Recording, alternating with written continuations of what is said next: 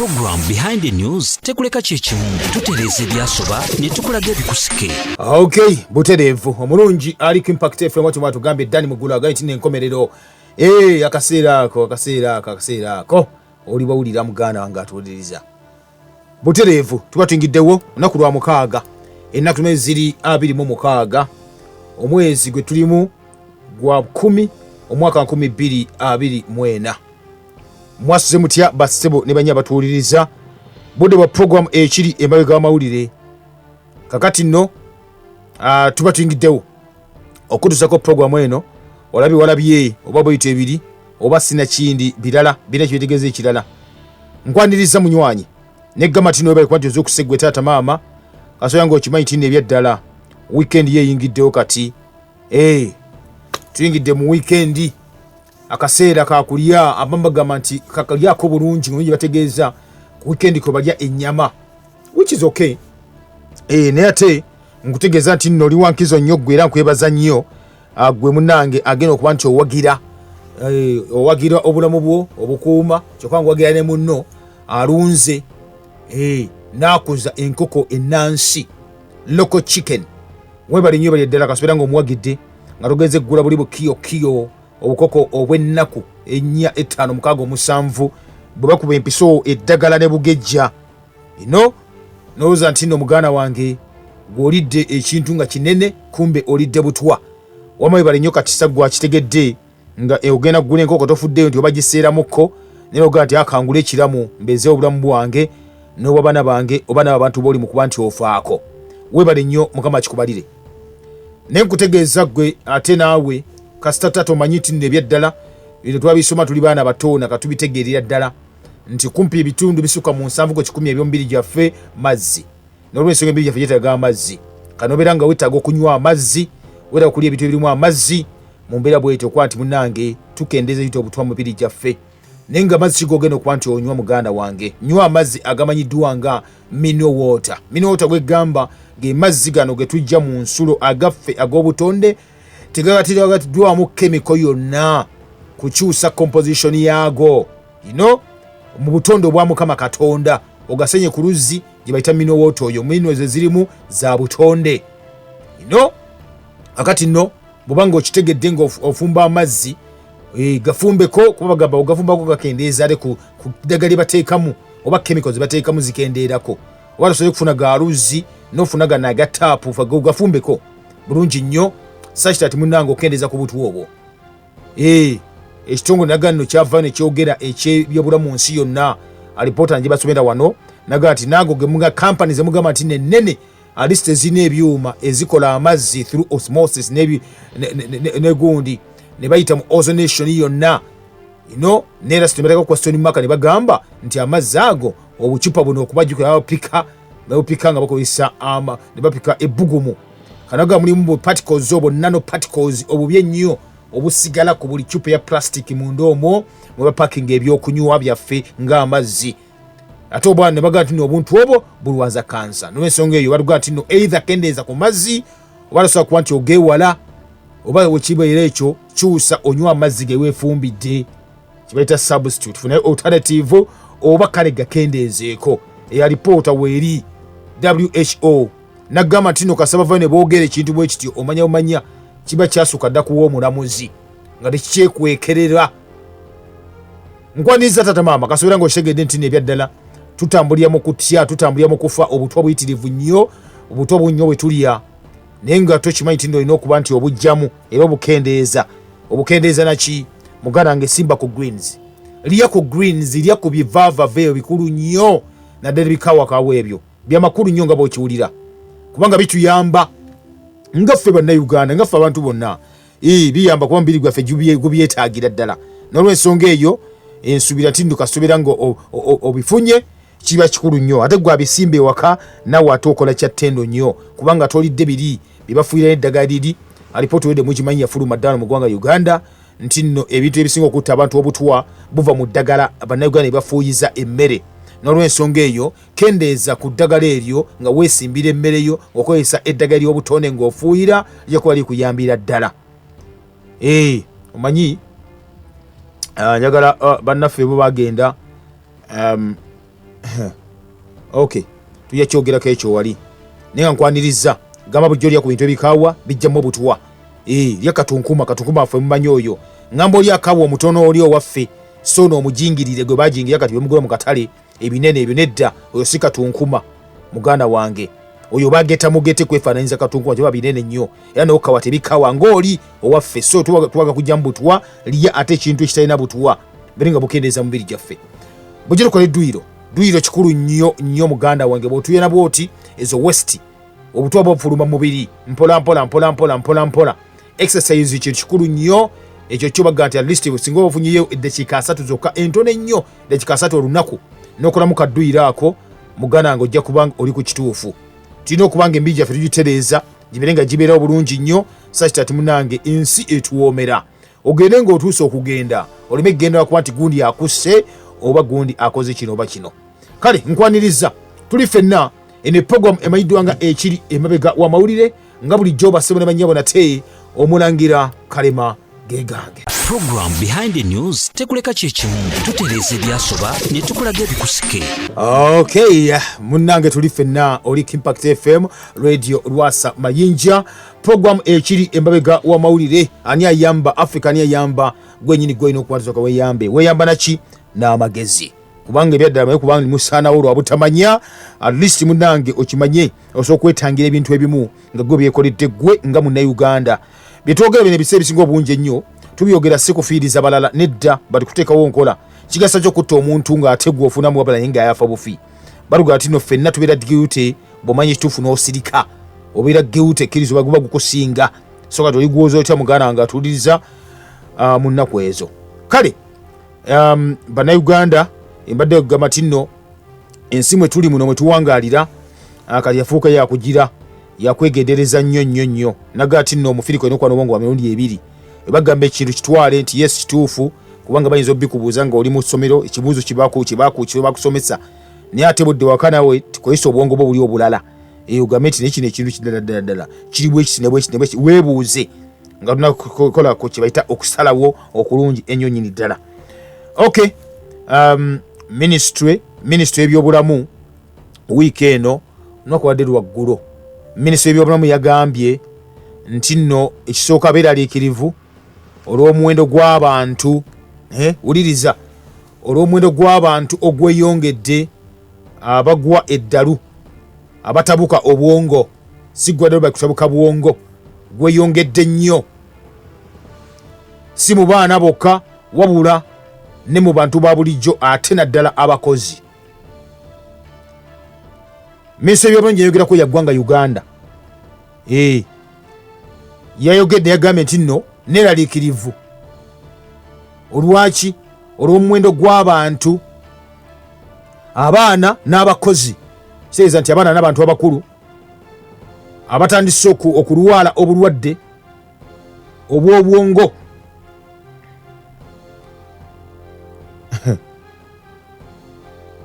tibayogedde kyokka ekyo muganda wange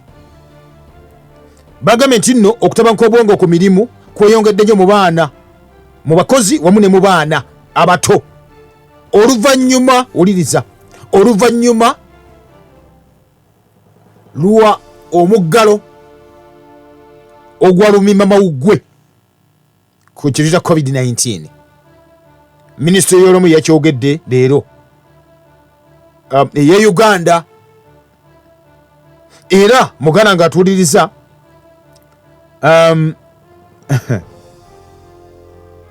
kino kikulaga amawulire agadde gafuluma mu nsi ez'enjawulo si mu ggwanga Uganda nti oluvannyuma lw'okugema abantu mu nsi yonna buli nsi ezimu ku ezo oba bayite nga omanyi sometimes tugenda twogera ebintu laga nti awo bagundi ba conspiracy theorists bwe batyo bali conspiracies boogera naye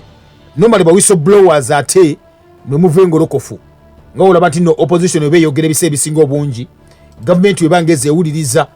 ne opposition kyeyogera oluusi eba ekonjera gavumenti tokoze kino gavumenti neyeetereeza kati ba whistleblowers ebiseera ebisinga obungi eboogera ebintu nga bino gavumenti zibitwala nga bikulu ezimu kuba baba ziteekawo kintu zibayita bambega ab'enjawulo ne bawuliriza emitimbagano ne bawuliriza radio ne bawuliriza TV ne bakola ki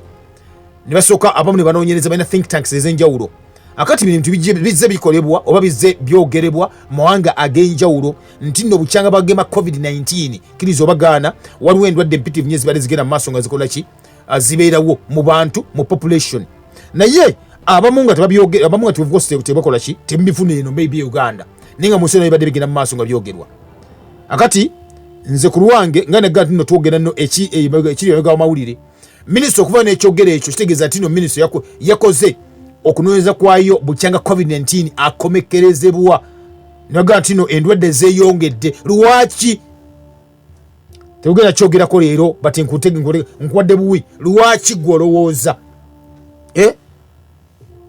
lwaki abaana bayongedde okulwala lwaki abantu beyongedde okulwala endwadde ez'obwongo after covid-19 nga maze okuvaawo awono siwe njagala tugende bingi twogera twogereko olunaku lwaleero naye waliwo vidiyo ebadde etera okutambula ku x gwe mukuto gwali ogwa Twitter nga ekamala okulisaayo busimu bakomyewo abalimi abasinga mu ggwanga Uganda nga balima enkola eya organic enkola ensi gye yettanira ennyo nnyini ddala gavumenti emu emanyiddwa nga eya Netherlands ensi eyo emanyiddwa mu nsi yonna nga ensi esinze okukola eddagala n'ebigimusa ebikolerere ensi emanyiddwa nga okulima kibayita genetically modified organisms yatwala abalimi kyebatwala bagano bagamba mugyeeyoko ne ku byemulima nga biri organic ne betika ne babitwala bakusasudde tikiti bakoze eki ne bayita bite of course bitongole byaffe ebyawano I think bayita Vision Group ne banoonya omulimi oyo asinze ku banne ne bakutwala n'olambula ne bakusomesa ku nkola zaabwe nagamba nti nno bwe tubano mu ekiri emabega w'amawulire nina ensonga bakigambe kiri ekintu nti omulimi asinga mu ggwanga Uganda ng'alima ennima eri organic mumusiimye ne mutuwala mbu ate mumubangule mu kulima ennima gye mutakkiriza ate mwe kugula byakulima kuba ebiva mu ebyo tebabikkiriza byokasa olima nkozesa genetically modified organisms oba GMOs tebazikkiriza mu katale k'ensi yonna oba ka Bulaaya ne gwe n'omutwa n'omuyigiriza n'omulaga nga kyoyagala bakole mu kifo ky'okutwala atamanyi maybe omuyigirize neonoonya asinga the best omutwala ate the best gweweegomba gweyagala te okutwala okyuse obwongo soma tuli ffenna omunywanyi waliwo vidiyo ebadde etambula emabegakaawo mwezi guno gwonna ndowooza si guno gwonna but makati awo nga boogera ku bulwadde obupya nga sina kwogera ku bulwadde bupya njala nkutegeeze nti nno batubuulira nti nno covid-19 kizibu okugwa mu ggwanga bakiro bakibabuulira ndowooza emyaka ng'emeka waise emyaka nozange ebiri oba nga covid amaze okuba nti aggwawo bakibabuulira ekyo ne nakyogera tulina mu covid ne mbategeeza nti nno olw'ensonga nti nno abasajja abakola obuwuka bakola eddagala erigema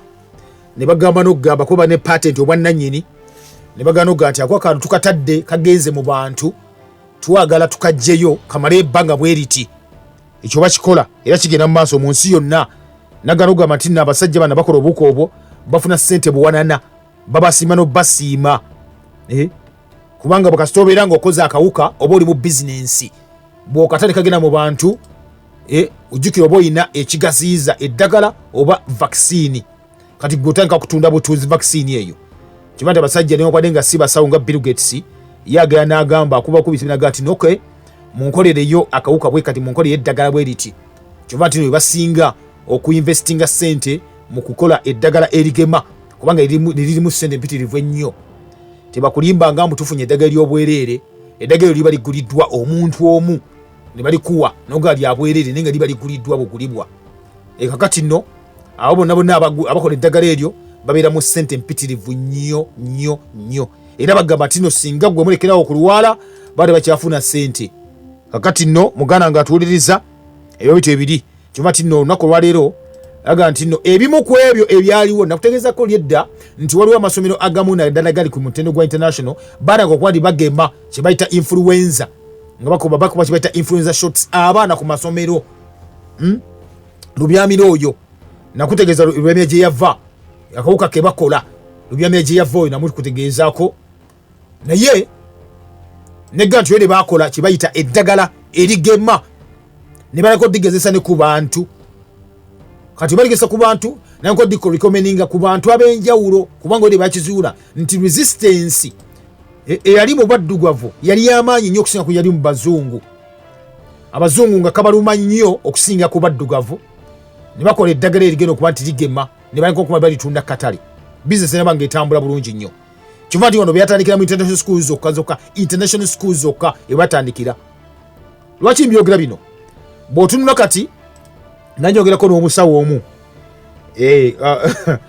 bw'otunula kati namubuuza nno okimanyi nti no ebifuba n'essenyiga byongedde nnyo ensangi zino nenkwadde nga tubadde mu soni ng'eyenkwati nakubanga etandika naga muganda wange gamba abantu nti covid akyaliyo mungi nnyo covid akyaliyo naye nga argument yange yabadde nti si covid akyaliyo but beyond covid-19 waliwo ate ekirala waliwo ekirala kiri ekya influenza nti yes covid gyali kyova nti abakulembeze nga bapresidenti sometimes babagamba tosobola munabanga toyambadde kakookolo naye akateekako okitegeera olw'ensonga nti nno bakimanyi ti nno bwe buli obulwadde tutamanabwo naye ate waliwo ekirala ekitali covid-19 lubyamiro gwe nagambako gwananga okuba nti bagema mu nsi yonna era kkiriza obagaana lindirira ekijja kaze tandikirawo nate olikyali Impact FM ekiri emego amawulire. Program Behind the News tekuleka kyekimu tutereeza ebyasoba ne tukulaga ebikusike. Tutereeza ebyasoba ne tukulaga ebikusike muganda nga atuliriza webaye kubanga weekuumire ku Impact FM radio Lwasa Mayinja ekiri emabega w'amawulire ye program kwoli tugenda maaso. Kakati mbadde ganga kutegeeza nti no waliwo video ebadde etambula ku mitimbagano ey'okuba nti nno omusajja badde awooninga nti waliwo obulwadde obulala obujja mwaka gwa 2025 mwaka ogujja kibayita pandemic eyo gye boogerako of course oyinza okudda noga nti nno yakikaaki naye nga badde ali mu kuba nti agamba abantu nti obadde babuyita bwobanga obwogera omwezi ga buyita SARS abala Seers abala Seers naye nga kiri SEERS obulwadde obwo kakati ebintu ebikulu ennyo bibino wammanga nti of course obutabadde bukale katambula naye abasajja abamu ku abo abakola abavunanyizibwa ku bintu bino bava ne bagamba nti temulimba bantu obwadde tebuliiyo tebugenda kuba nti bujja bukoleddwa bugenda kuba nti bujja nti buta abantu nga covid wejja bagamba nedda kino kiralako aga nti okay oba kiralako kyeki kyennyini ekyo tukiwulire ensi naye kitegeere sakitati ensi etegeera ensi nga bweyina okuba nga etambula era yeteekateeka etya muganda nga atuliriza wuliriza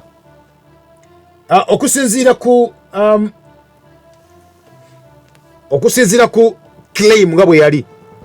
nti wajja kubeerawo pandemic endala mu 2025 olwa virus emayiddwa nga Seers oba oyinza ogiyita severe epidemic atrovirus respiratory syndrome ye claim bwetyo bwe yali kakati abasajja bavuddeyo ne bannyonnyola ekituufu naga nti kyetuliko obulwadde obwo si kituufu nti no waliwo kibayita fictitious disease gye twatonze oba oliawo nti no waliwo akalwadde kano ke twatonze naga nti nedda kye mbadde mulaba oba kye muwulira It's just a fictitious disease created for a public health training exercise that simulated a pandemic.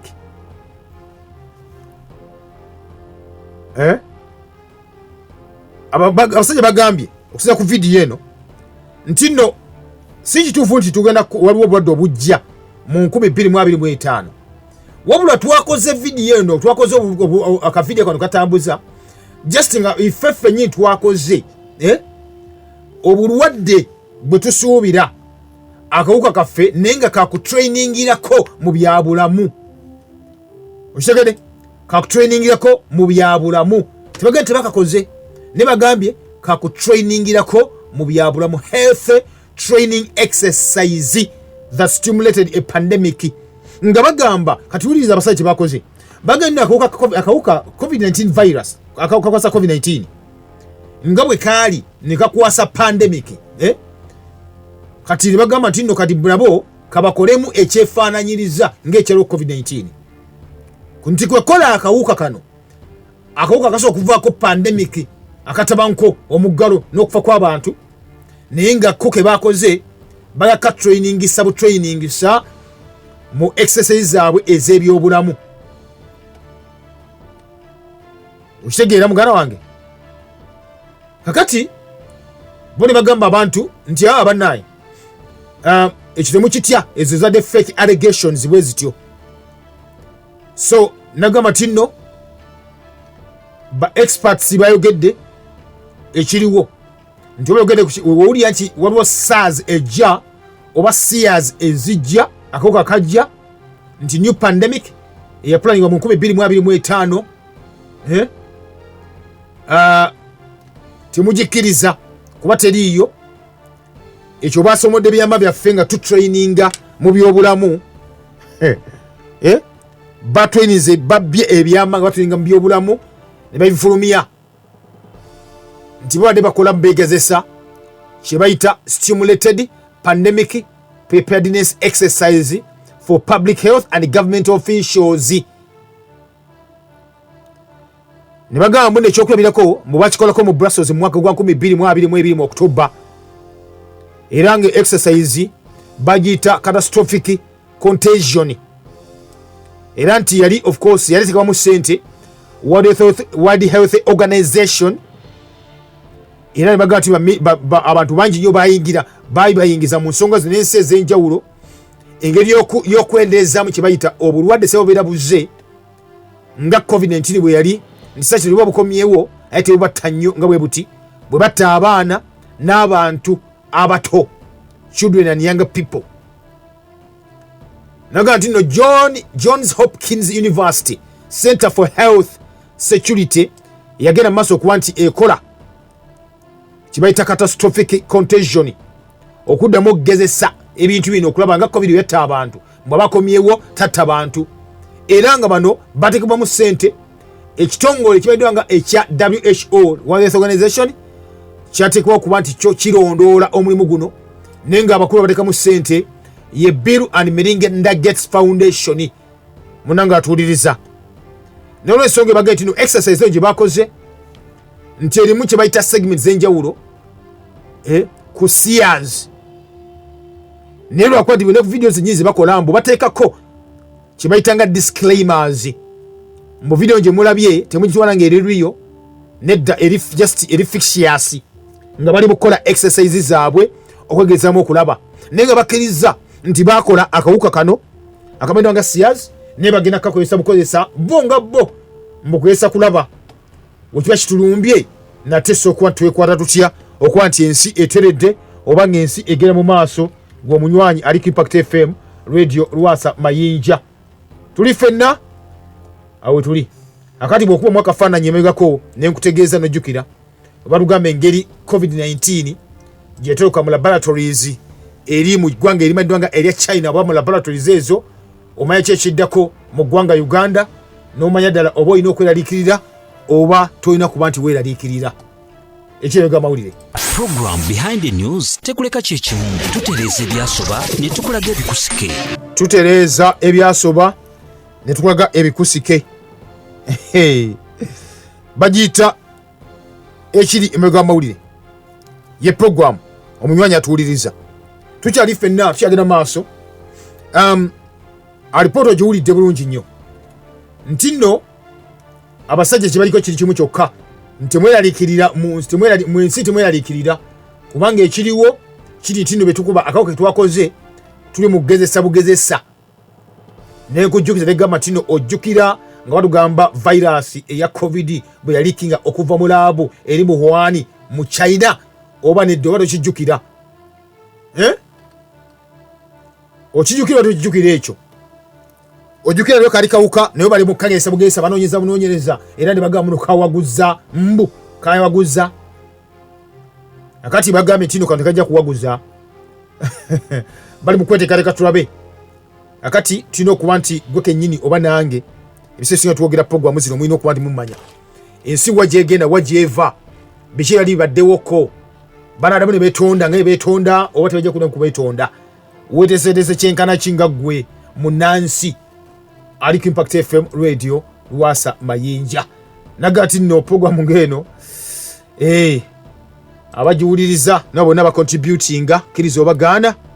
bana okubanga yeeyi weewaddeyo ga nti budde bakutaasa nsi eno ye programu ebakunya ne beetonda ku lw'ensobi ze baakola. I am sorry. Ono basonyiwa. Program Behind the News tekuleka kyekimu tutereeza ebyasoba ne tukulaga ebikusike.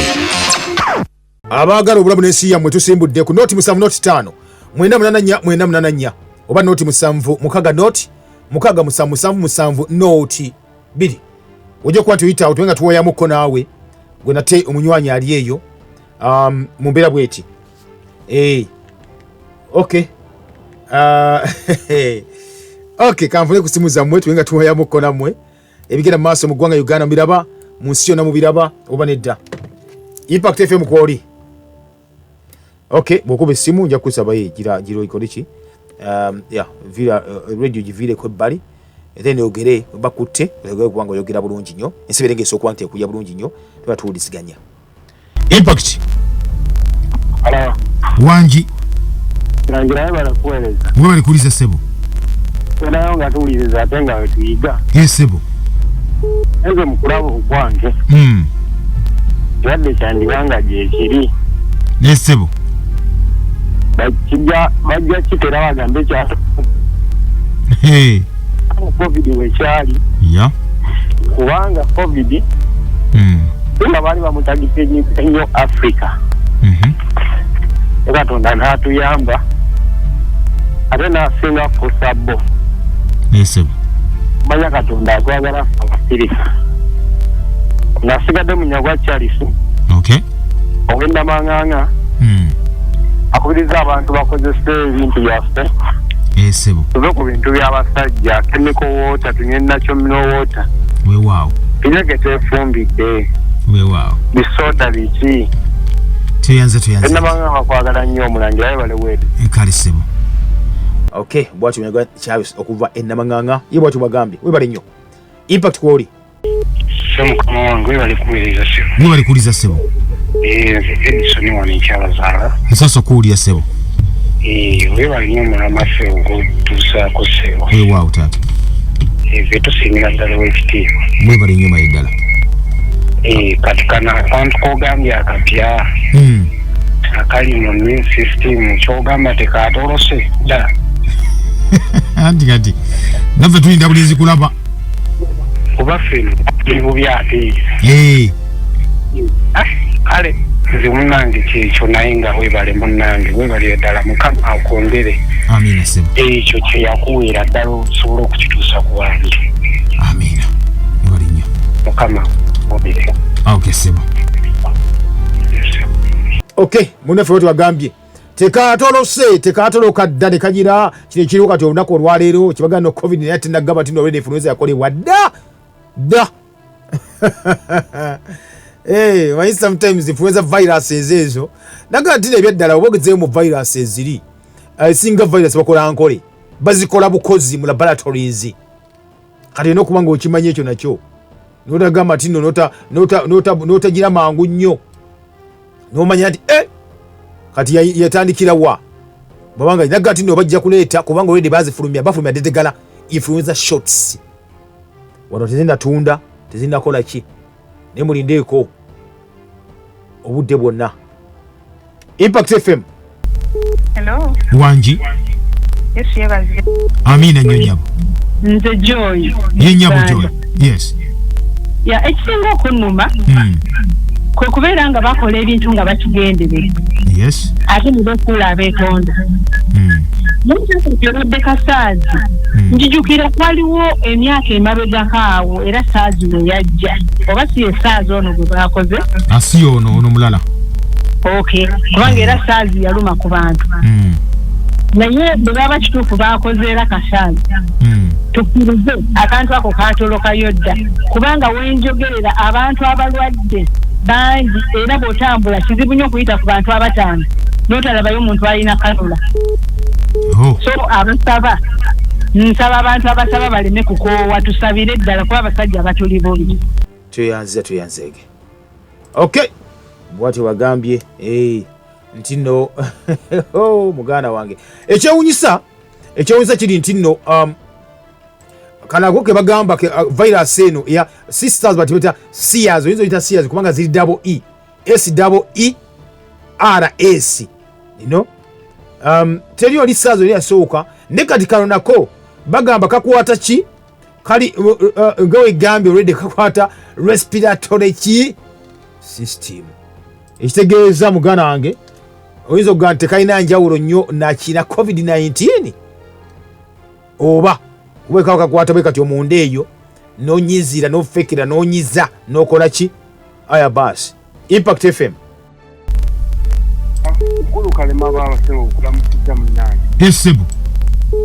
Webale nnyo mulimu sebo. Amanya nze kyaligamba Alex Musangowa. Nsaso kulya sebo.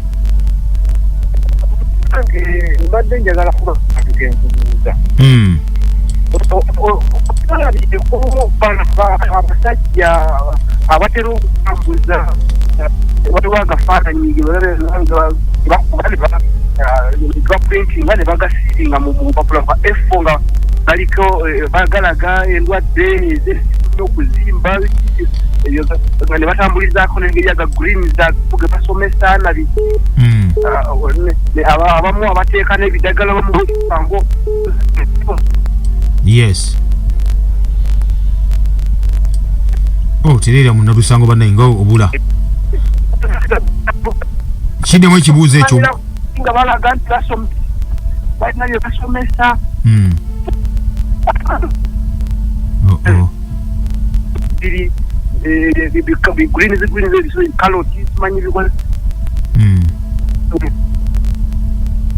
Okay.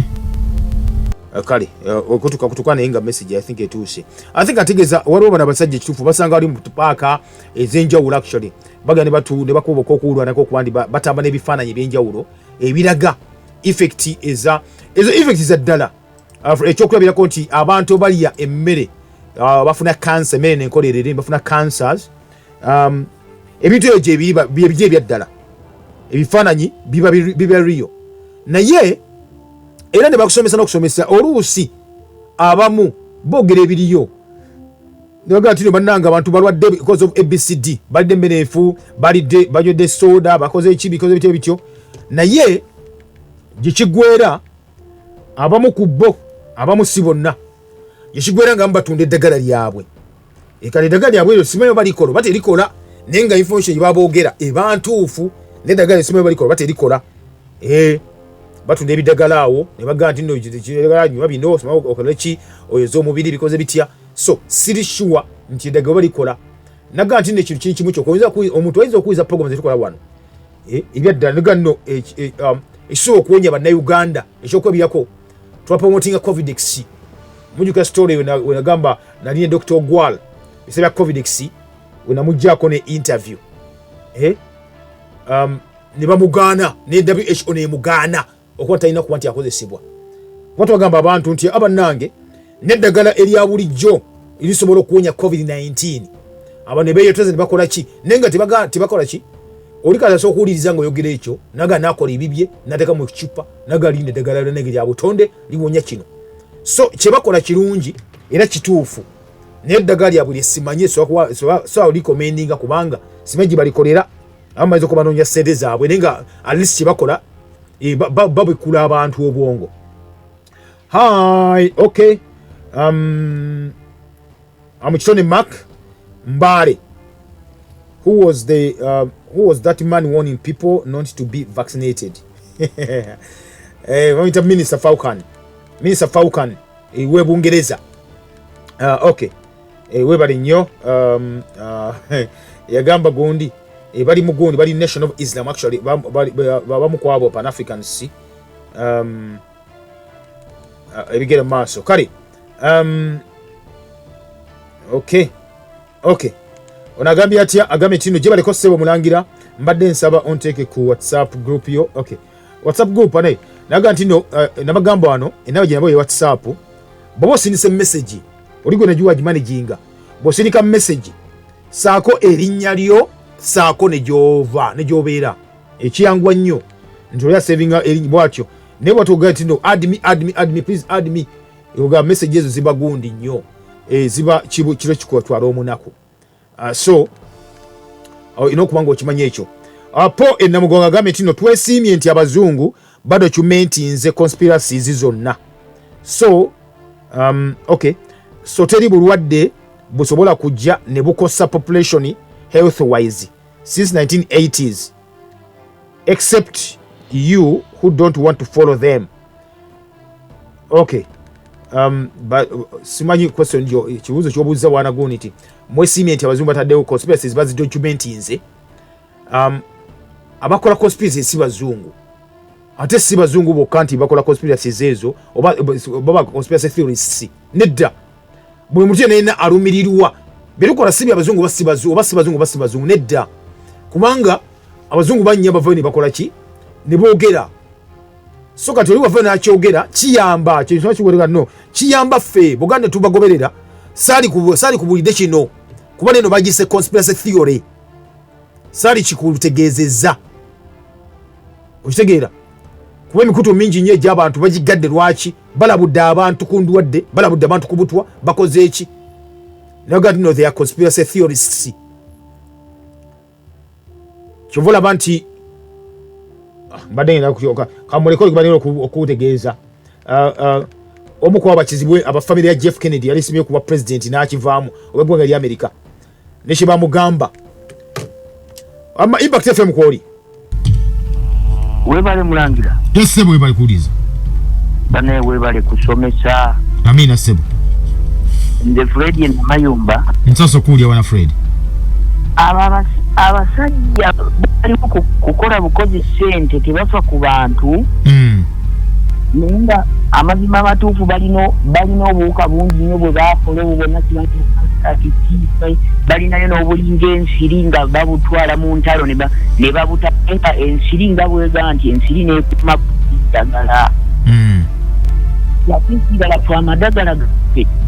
engeri gye bakolamu sente era tebageekakasabana activities baali bagiragira nga bagaana abantu ebyo temunya si bituufu ffe tumala kubikkiriza ne tugitongoza. Yes. Musajja waffe gundi baamutta dokita kubansi manya yakagambo avumbudde eddagala lya siriimu baamulya kati kitegeeza nti naffe ebintu bye tunaavumbula naffe abafirika naffe tulikozese mu mpolampola nga tetubagambye anga ffe balaba nga era ne mu Uganda mulimu emiti by'ebintu bingi ebijjanjaba amalwadde ag'enjawulo naye basalabizigo n'okulabika nga n'emiti egyo gyonna oba bikolo babiki bisaanawo biggwemu mu Uganda era Uganda bagimanyi nti erimu ebikolo by'eddagala ebiyitirivu kati waliyo eddagala eddala erisooka egganda erivumula ssenyiga ssenyiga omuka n'omuvumba n'amazzi ago jjukira ssenyiga ayisa omuli omuzigo nze nakubiranga n'abantu mundi bw'ovumbavumba ssenyiga oyo ne weenyiga omutwe wenna ne mu lubuto mwonna nga wereriki ssenyiga atandika kutulukuka n'akuvaamu mangu awona mangu ng'omuvumbi n'ekiwero n'amazzi agookya awona mangu tweyongera okukozesa ebintu wano abanaokulakola kukozesa ende nabo abachina akawuka katonda naye yali akirimu wali okasuseeko ku jjinja ne likuddira nga oli kwekucenga ate naawe ne likukuba katonda yakirimu okasuka ejjinja naawe ne likuddira n'abazungu waliwo ebijja okubaddira yadde baleeta entubuuka bwa kirimu owakiraki naye nabo byabaddira abawongo. Amina. Webalinye bali eddala munefu watu wagambye atweyanziza nnyo amagezi ago by the way. Era nti aliwo omanye ekintu bano kigabako ne bannoka ninga munefu watu gambye bwatyo. Senyiga abakuluma gira ekiwero gira iwenyigenyigo bere ng'otereera. Byetuwagala ebyenyinyini. Byetuwagala nti nno waba kwetidde olina okweraliika weteekateeka otya. Mulangira Kalema, good morning. Okay, Gavin Chaliwajala, eba kuwanga oliza bwana. Thanks for the program. Naffe tulinze also waiting for the new pandemic, but I'm prepared because I've been listening to behind the news and I've learned a lot. Omulangira, in the case of the World War III, can we also be affected in Uganda here? Of course, we World War, rubato rwansi yonna. Tuba affected enough ngegwanga Uganda. Wensonga, oneuma tetulwanye wano. Ne waliwo ebintu etunde bwebikola kibi bwebityo tetweyimirizaawo ngaffe tetuli independent gwanti tweyimirizaawo so tukosebwa kiriza obagaana. Okay, onagambye atya omubere John wali kwayinza hadiweya agambye mulangira wano Agasajja wayiseewo emmotoka nga number plate ya government zino number plate empya UG because ebitya naye nga kuliko behind the news bale bannaffe. Okay, Okay. Hey. Okay, mugana wange webale kutuweereza. Nsaba ofune obudde olabe ku documentaries zino ebbiri. What the health game changers. Okay. By the way, obamu ono gibeda Yahaya yagaye watyo ndabe ku documentaries zino. Ekisooka yizane yakugamba. Naye yaga kwogera ekigambo kino obera nnyo okukireeta. Ekya documentaries ezo nagamba nti nno ene wabagera kukola project yonna bagiteeka mu katabo bwe script wabagenda okukola obulwadde bwonna obedde script wagiwandiika mu katabo bulungi nnyo wamala kiwandiika mu katabo ne bapracticinga script eyo gye bakoze nga walaba firimu bazannya naga firimu zonna zolaza bazannya wazi bayita propaganda movies waliwo eba agenda gye bapromotinga gye batwala mu maaso. Bolaba ekigulu kya dayogera wanani owena mugongo nti tuwesimye mbo ba documentinga aga this is the true meaning ya documentaries ezo ne movies ebakola ne bito byewandiika nti wandika ekitabo kwe bagenda okugoberera kati ne bakola ogezesa okwo nesobola okugezesa mu bitabo ne bakuteeka ne mu firimu ne bakikurecording ne bakudocumentinga nti singa kako tukata ne kagera mu bantu basobola kubeera batya kabayisa batya kandi basobola bakola okugezesa mu firimu ez'enjawulo olusi bata firimu ne bagita no gita nefuluma nenga kibagitadde lwaki waliwo akawuka ke bakola oba kagenda okukola ne basooka bata kino ekintu ne ko bakata akawuka ako pandemic sezemu bagizannyako firimu noga just pandemic party no propaganda movies zibakola olusi bazikola bagamba nti bagakulaga ensi super power oba ensi super power olusi ziba za katale kunya katale olusi zibeera za kwagala kufuuka mizansi ndala bakikola ddala ekyo webali nnyo bwana Yahaya okunzikiza ekintu ekyo. Okay, Mr. Kalemere kuweereza nze Kasule wano enakifuma mbuuza akaweke ke bayita Lydia abawala ke bamira obutafuna lubuto nti kabulabe aga nti bamira butafuna lubuto empeke yonna gye bakola evaamu buli obutwa obutta evaamu obutwa obutta obutta enkwanso obejji obusiriiza okitegedde sabe mutasobola kufa nga afuna olubuto kandi otegedde nti obuwuka obwo obukola ki bumira empeke eyo gye bagalayo ekizala ggumba bw'ogimira egera nekola kinesaanuuka munda muli bakolamu obutwa obw'enjawulo ne butta eggi oba ne butta enkwanso omuntu asobola kufuna lubuto. Akati kyova tino abakazi abasinga obungi nabagamba na Uganda bane ebintu tubikola tubyogera ne mbiteeke muko ne gunso so kutamba nogerako mu ddwaliro gera ko bakazi bazaalira olabe obagenda ko mu Cancer Institute olabe